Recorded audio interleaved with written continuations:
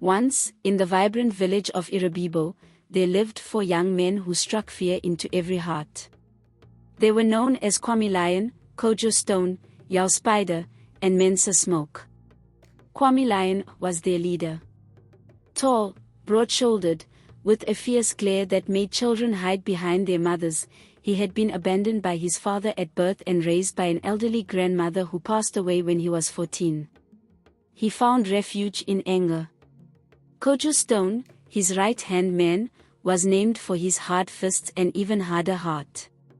He had dropped out of school after being bullied for his stammer, and from that day on, he vowed never to let anyone laugh at him again.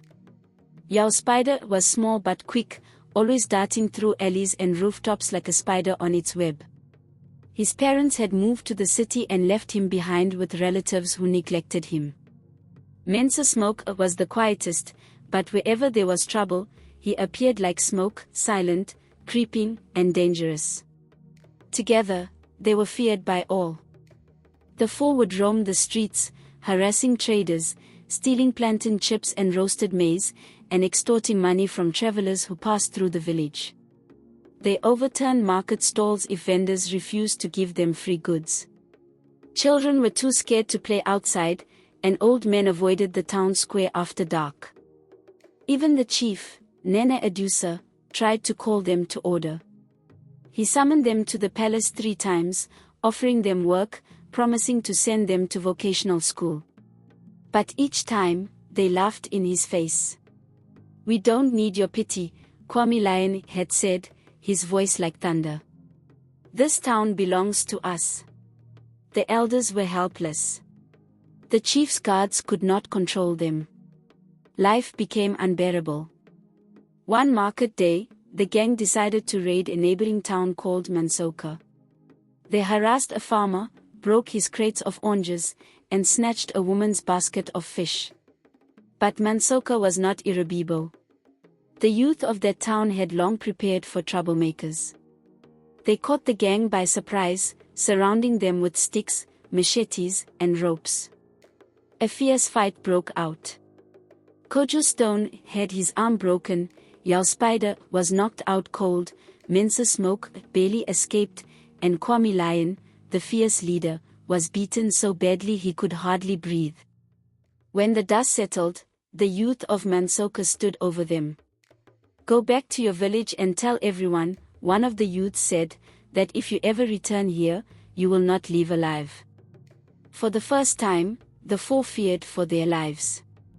Limping, bleeding, and humiliated, they returned to Iribibo under the cover of night. Days passed. Weeks went by. No one saw them. The village was strangely quiet. People whispered. Maybe they left. Or maybe the other town killed them. Could it be, they are plotting something worse? In truth, Kwame Lion lay gravely ill. His wounds had festered, and his once powerful body now trembled with fever. His gang sat helplessly in their hideout, too ashamed to ask anyone for help.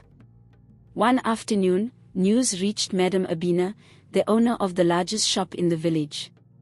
She was the same woman whose store the gang had robbed just months before, taking bags of rice and tins of milk. But Madame Abina was not a woman of grudges. She quietly went to their hideout, saw Kwame's pitiful condition, and made a decision that shocked even herself. That night, she called a driver she trusted and, under the cover of darkness, had Kwame Lion carried into the back of a pickup truck. She took him to the big town hospital miles away and paid for his treatment in full, without revealing her name. Kwame spent weeks in the hospital. His body healed, but so did his heart. He had plenty of time to think. Why would anyone help me, he often asked himself. After everything I've done. When he was finally discharged, the nurse told him the bill had already been paid. "A kind woman from your village made sure you were taken care of," she said. Kwame's chest tightened. He knew exactly who it was. The next morning, the entire gang appeared at Madame Abina's shop. She stiffened, thinking they had come to rob her again. But Kwame stepped forward and bowed his head. "We came to thank you," he said, his voice trembling. "And to apologize. You saved my life. From today, things will be different." They brought brooms, mops, and buckets. The villagers watched in shock as the once feared gang scrubbed and cleaned the shop and the surrounding yard. By evening, the place shone like never before. "We will do this every week," Kwame said. True to their word, the gang changed. They no longer stole or harassed. Instead, they became protectors of the village. They escorted farmers bringing produce from the fields, chased away thieves and pickpockets, and even repaired the broken bridge leading into the village. At night, they patrolled the streets, ensuring no stranger brought trouble. Soon, the town was safer than it had ever been. People began to trust them. Farmers gave them food in gratitude. Traders contributed money to buy them uniforms. The chief was so impressed that he officially made them the village security watchmen. News spread, and soon investors came to Iribibo, opening shops, schools, and even a small factory. Where once there was fear, there was now hope. The villagers learned a powerful lesson. Sometimes those who hurt others are hurting themselves. When shown compassion, even the hardest hearts can change. And so, the story of Kwame Lion and his gang became a tale parents told their children. Not as a warning of fear, but as a testimony of redemption. What is your takeaway from this story?